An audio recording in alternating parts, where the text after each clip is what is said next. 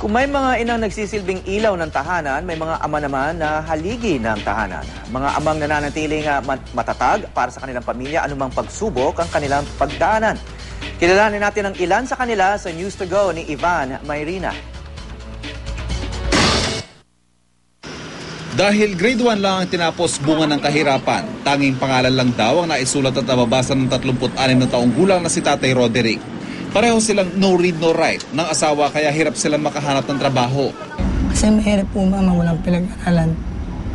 Tulad nito, kasi kung may pinag-aralan ako, akala ko tama na makasulit ka ng pangalan, tama na yung yung magmat, magbilang, pero kulang pala. Maari po, kaya ko lang.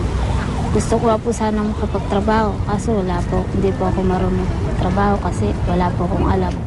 Sa kakarampot na kita bilang repairman, hindi lang niya binubuhay ang asawa at 3 anak. Gusto rin niyang masigurong hindi matutulad sa kanyang mga anak. Kaya nangakong igagapang silang lahat. Una nang nag-aaral niyang nasa grade 4. Sa anak ko naman ang panganay, mahalaga sa pag-aaral siya at huwag akong gayahin. Sa kanila raw nabubuhay ang minsan ng pangarap na makapagtapos ng pag-aaral. Bale, mahirapan ako, ma'am. Sa pamilya ko mabuhay ko.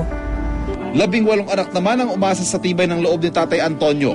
Ngayong 66 na taon na siya, nadagdagan pa yan ng 27 apo. Talagang mahirap. Pero may kasarap naman yan eh. Kung pagdating ng na, malaki na sila, masaya naman. Masaya. Nakikita mo yung pinaghirapan mo eh. Siksikan man ang kanilang pamilya sa maliit na bahay, ni minsan daw ay hindi nagkulang sa pag-aaruga ang kanilang tatay. Hindi niya kami pinabayaan, tapos hindi niya kami pinaampon kung kani-kanino kahit marami kami. Nataguyod niya kaming maganda. Di naman ako mabubuhay dito kung wala siya. Mahal na mahal ko yan. Nanay ko, pati tatay ko. At nang ma-stroke ang kanyang asawa, hindi tumigil si Tatay Antonio sa pagtatrabaho bilang street sweeper para makabili ng gamot. Hanggang ngayon, talagang kung hindi ako inalagaan, di wala na ako. Ilan lang sila sa mga haligi ng tahanan, mga amang nagpapakatatag at nagpapakatibay, anumang pagsubok ang dumaan. Ivan Mayrina, GMA News.